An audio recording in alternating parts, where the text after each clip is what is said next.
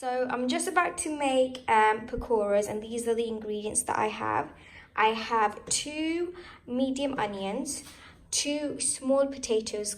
They're sliced very thin. I've got a bowl of pepper, and then I have a handful of coriander because I don't like too much. Then I have small green chilies cut into really small pieces. I think there's about 5 or 6. And then you have the salt, chili powder, turmeric, and you have the mixed coriander and cumin, and then the ajwain seeds, but they're all based on taste. Great.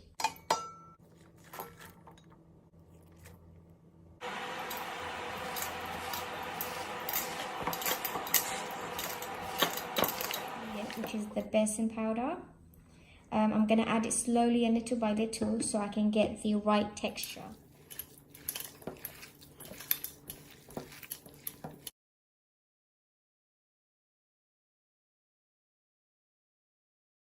So guys, I'm just about to make the pakora. Just lifting it up on the spoon because I don't want to use my hands.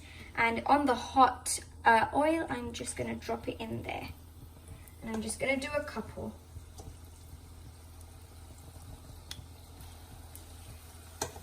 So now just waiting for the pakoras to go like a golden brown before we pick them up. So it's been about 5 to 6 minutes since I put the pakoras in.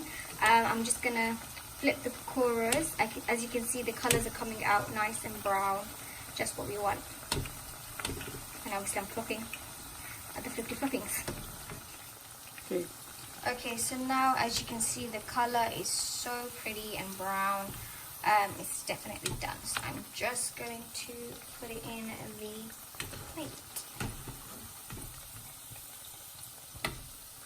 So this is the final product, the crispy pakoras.